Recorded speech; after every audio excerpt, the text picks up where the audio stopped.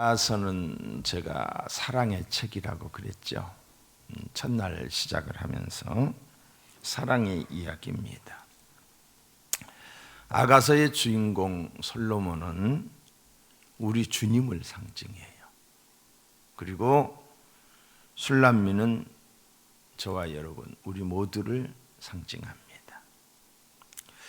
아가서를 통해서 나를 사랑하시는 주님의 사랑을 깨달아야 할 것이고, 또 술람미를 통해서 주님 사랑하는 방법을 배워야 할 것입니다. 술람미처럼 주님을 사랑해야 한다, 이 말이에요. 또 이렇게 적용하여 생각할 수도 있습니다. 솔로몬은 남편, 그리고 술람미는 아내로 적용할 수가 있어요. 그래서 여기서 우리는 부부 사랑을 배울 수 있다는 거죠. 남편이 아내를, 아내가 남편을. 자,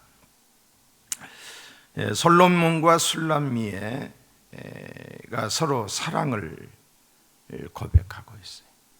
사랑의 고백은 서로 해야 돼. 일방적이면은 그게 짝사랑이 되는 거죠. 슬픈 사랑이 되는 거예요. 자, 먼저 솔로몬이 이 술람미를 바라보며 뭐라고 그랬어? 어여쁜 여자라고 그랬어요. 어여쁜, 이쁜 여자다. 또 바로의 준마와 같다고 진한 사랑의 고백을 했지요. 다른 사람들은 술람미를 바라보면서 뭐라고 그랬어요? 계달의 장막, 그리고 거무스름하다. 다른 여자들이, 다른 사람들이 그렇게 수군거렸지만은 솔로몬은 어여쁜 여자라, 바로의 병거와 같다 라고 말합니다. 여러분, 사랑하면은 계달의 장막 같고 거무스름하다 할지라도 예쁘게 보이는 거예요. 사랑하면은.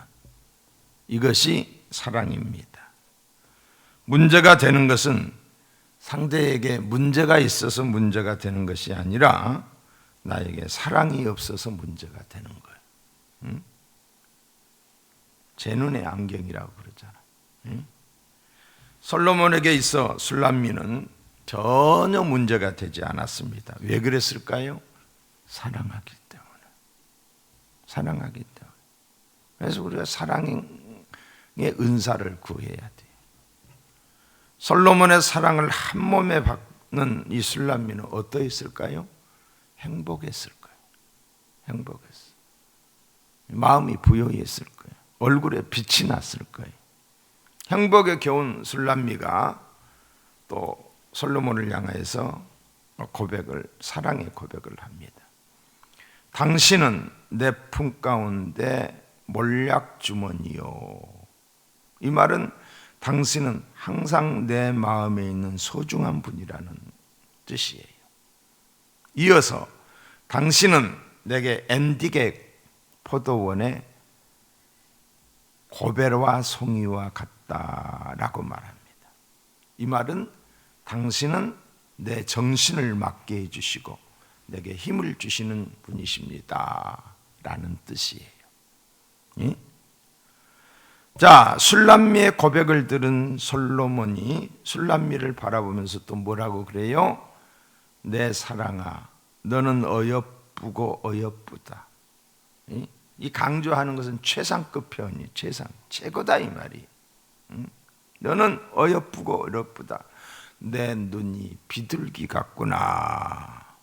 이 말은 나는 오직 당신밖에 없다, 이런 뜻이에요.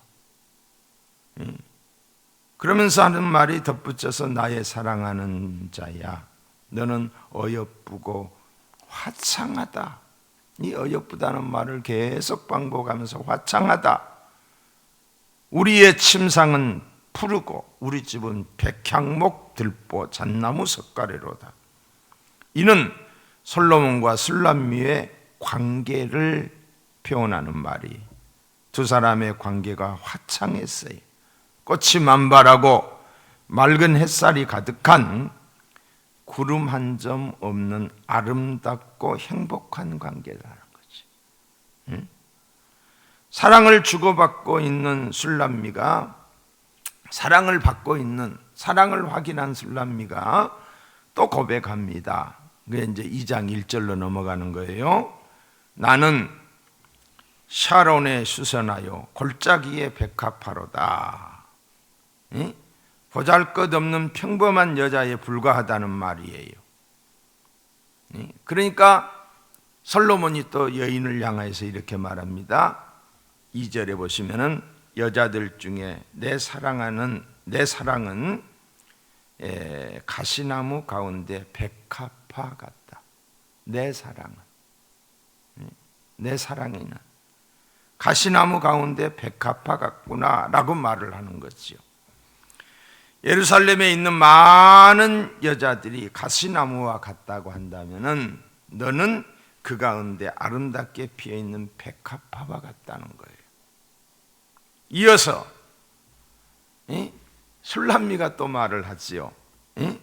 솔로몬을 향하는 사랑의 고백입니다. 그게 바로 오늘 3절이 지금까지 했던 것을 제가 간단하게 요약한 거고, 오늘은 3절. 남자들 중에 나의 사랑하는 자는 숲풀 가운데 사과나무 같구나. 어쩌면 이렇게 참 아름다운 이 사랑을 이렇게 비유를 아름답게 하는지 모르겠어요. 여러분, 사랑은 사랑을 낳습니다. 그렇죠? 사랑하면은 시인이 됩니다. 시인이 돼. 미움은 미움을 낳습니다. 칭찬은 칭찬을 낳습니다.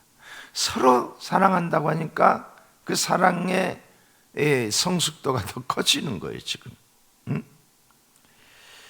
당신이 나를 가시나무 가운데 백합화 같다고 말씀하셨는데 나의 사랑인 당신이야말로 숲풀 가운데 사과나무입니다. 응? 솔로몬의 사랑의 표현이 얼마나 아름답습니까? 술람미 여인의 표현 또한 참으로 멋있어요. 숲풀 가운데 사과나무. 여러분, 숲풀이 뭐예요? 숲풀이란 잠깐 무성하게 자라다가 시들어 버리는 거예요. 그렇죠? 아궁이의 땔감으로, 아니면 그 자리에서 그냥 썩어지는 거죠. 사라지는 하찮은 존재를 가리키는 거예요. 숲풀. 숲풀에 비해 숲풀 가운데 사과나무라고 그러는데, 사과나무는 숲풀에 비해서 수명도 길고 키도 크고 또 달콤한 열매를 맺는 나무입니다. 꽃의 아름다움과 향기, 입의 무성함과 달콤한 열매의 달콤함이 있습니다. 술람미가 솔로몬을 초록의 숲풀 가운데 붉은 열매를 맺는 사과나무로 인식한 것은 어떤 남자하고도 비교할 수 없는 존재라는 것. 어떤 남자보다 당신은 최고의 남자라는 최고의 그런 표현을 하고 있는 거지요. 여러분, 자기 남편으로부터 사랑받는 여자가 행복한 아내이듯이 자기 아내로부터 존경받는 남편, 그 또한 행복한 남편입니다. 남자가 아무리 밖에서 큰 소리를 치고 인정을 받는 것, 그거 중요하지요. 그러나 가정에서 자기 아내로부터 인정받고 존경받는 것은 더더욱 중요한 줄로 믿습니다. 아내가 생각할 때 아무리 생각하고 또 생각해도 역시 내 남편이 최고라는 생각을 할 수 있어야 하고, 나는 다시 태어나더라도 당신과 결혼할 것이라고 생각되는 남편이 행복한 남자예요. 그런데 오늘날 그런 남편들이 별로 많지 않다는데 안타까움이 있고 가정에 위기가 있습니다. 아내 되는 분들에게 묻습니다. 남편을 보는 시각이 어떻습니까? 모든 남자가 수풀이요, 내 남편만은 사과나무와 같다라고 고백할 수 있습니까? 이런 말을 듣고 사는 남자는 행복합니다. 그런데 수없이 많은 남자들이 가정에서 좌절합니다. 심지어는 아내를 두려워합니다. 시대가 그렇게 됐어요. 시대가. 어제도 제가 가서 이제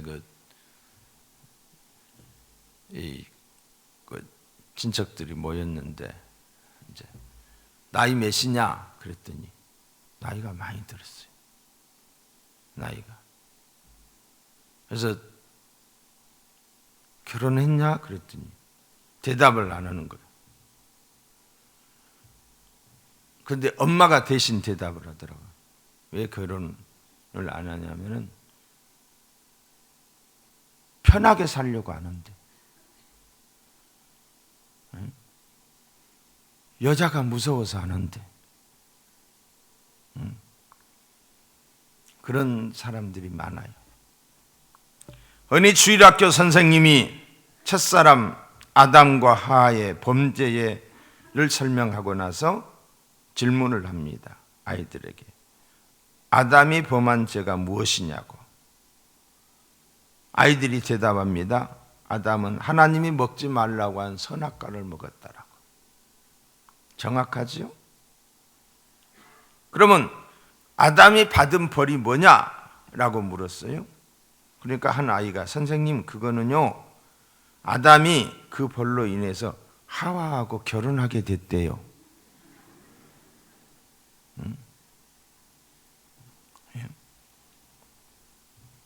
어떤 사람이 말하기를 결혼은 연애의 무덤이다, 이런 말을 했어요. 이거는 웃자고 하는 이야기. 하나님은 아담에게 내리는 벌로 결혼 제도를 제정하신 것이 아니라, 벌로가 아니라 사랑을 위해, 행복을 위해 결혼을 계획하신 거예요. 서로 돕고 서로 의지하고 살도록, 돕는 배필로 기쁨은 배가 되고 고통과 슬픔은 절감되도록 만드신 거예요. 아내는 자기 남편을 존경하도록 노력하고, 남편은 자기 아내로부터 존경받는 사람이 되도록 그 또한 노력해야 되는 거예요. 왜 그렇게 해야 하는지 그 이유를 3절에서 볼 수가 있어요. 아내가 자기 남편을 귀하고 또 귀하게 여기고 존경할 때, 아내는 결국 그 남편의 그늘에서, 남편의 품에서 쉼과 만족을 누릴 수 있기 때문에, 한마디로 말하면 행복을 누릴 수 있기 때문이에요. 그런데 그렇지 못한 가정들이 많아요. 가정의 머리인 남편을 무시하고 인정하지 않습니다. 요즘 페미니즘 시대에는 그렇지 않습니다. 결국은 자기가 쉴 자리가 없어지고 불행해진다는 거지요. 성경은 남편은 아내의 머리라고 말하고 있어요. 이게 성경이 성경. 그러므로 아내들은 자기 남편의 위치와 권위를 인정해야 돼. 머리, 내 머리. 머리에 의해서 손발이 움직이고 머리의 지시를 따르듯이. 그러니까 머리는 머리다워야 되고, 머리 구실을 못하면 손과 발인 아내와 자식들이 아주 그냥 죽을 고생을 하는 거예요. 그러니까 머리 역할을 잘 하려고 하고, 또 아내들은 머리 된 남편을 인정해 줘야 된다는 거죠. 사랑하는 자는 숲풀 가운데 사과나무 같구나. 우리는 이 말씀을 또한 주님과 우리의 관계로도 해석할 수 있는 거예요. 주님께서는 우리를 가시나무 가운데 백합화와 같이 여기십니다. 우리는 주님을 숲풀 가운데 사과나무와 같이 여기고 그 주님을 경외하며 충성을 다하고 늘 사랑의 고백을 노래해야 될 줄로 믿습니다. 여러분, 지금까지 인류 역사상 참 대단한 훌륭한 인물들이 지나갔어요. 시대를 초월하고 민족을 초월해서 존경을 받아야 할 마땅한 인물들이 아주 많았습니다. 세계 4대 성인이라고 하는 석가모니, 이 공자, 마호메트 등등. 그러나 그들이 수풀이라고 한다면 그들은 수풀이었어요. 예수 그리스도는 그 수풀 가운데 사과나무와 같다라고 할 것입니다. 예수님이 믿으시면 아멘. 세상의 모든 위인들은 말 그대로 훌륭한 위인들일 뿐입니다. 그 이하도 아니고 그 이상도 아닙니다. 그러나 우리 주 예수 그리스도는 위인의 차원을 넘은 인류의 구원자이십니다. 세상의 빛이십니다. 할렐루야. 세상의 빛이셔요. 인류의 소망이셔요. 위인들을 통해서는 삶의 도리를 배울 수 있어요. 삶의 도리, 윤리적이고 도덕적인, 어떻게 사는 것이 바른 것인가. 그러나 예수 그리스도를 통해서는 구원을 받을 수 있습니다. 구원을 받는 거예요. 예수님은 구원자예요. 그러므로 우리에게 있어서 예수 그리스도는 숲풀 가운데 사과나무와 같으신 분이시죠. 사과나무는 두 가지를 제공해 준다고 그랬죠. 자, 3절 다시 봅니다. 내가 그 그늘에 앉아서 심히 기뻐하였고 그 열매는 내 입에 달았도다. 사과나무는 그늘과 실과를 제공합니다. 과실을, 열매를. 이 팔레스타인 지역은 그 태양빛이 아주 강하잖아요. 밖에 나오면 뜨거워요. 뜨거워. 그러나 그늘이 있는 곳만 가면 시원한 거예요. 습도가 없기 때문에. 우리가 성지순례를 갔을 때 그 하늘에 떠 있는 구름이 있는 곳은 땅에 그 구름에 그늘이 있어요. 근데 그것만 가도 시원한 거예요. 예. 신부는 신랑의 그늘 속에 있을 때 행복한 거예요. 아멘. 예수님과 나와의 관계가 이러해야 됩니다. 예수님은 우리에게 가장 좋은 그늘이요, 안식처입니다. 그래서 수고하고 무거운 짐진 자들아, 다 내게로 오라. 내가 너희를 쉬게 한다라고 그랬어요. 예수님께 참 안식이 있습니다. 크고 작은 문제에 답이 있습니다. 수가성 여인, 우물가의 여인, 부끄러운 여인, 목마른 여인, 예수님을 만남으로 그 갈증이 해소되었어요. 허기진 그 인생 가운데 만족함이 찾아왔어요. 예수를 만남으로 참 행복과 기쁨을 알게 되었어요. 귀신이 들렸던, 8귀신이 들렸던 막달라 마리아, 주님 만남으로 악한 것이 다 떠나갔어요. 삶의 목적이 생겼어요. 12해 동안 시도 때도 없이 하혈을 해야 했던 아픈 여인, 우리 주님 만나서 옷자국을 만졌더니 혈루증이 고침받았어요. 참 안식을 얻게 되었다 이 말이에요. 솔로몬이 슐람미 여인을 사랑한 것처럼 예수님은 우리를 사랑하십니다. 슐람미 여인이 솔로몬을 사랑한 것처럼 우리도 예수님을 사랑해야 돼. 예수님을 사랑해야 돼. 세상 모든 것에 성공해도 사랑에 실패하면 실패한 거야. 세상 모든 것에 실패한 것 같아도 사랑에 성공하면 성공한 사람이. 그 사랑이 어떤 사랑? 부부간에도 마찬가지지만은 하나님과의 사랑이에요. 성경은 이렇게 말합니다. 하나님은 사랑이시라. 하나님은 사랑이시라. 그 하나님의 사랑을 때문에 행복해하고 그 하나님의 사랑 때문에 강해지고 그 하나님 사랑 때문에 너그러워질 수 있기를 축복합니다. 사랑의 성공자, 사랑의 승리자가 되시기를 우리 주님 예수 그리스도의 이름으로 축복합니다.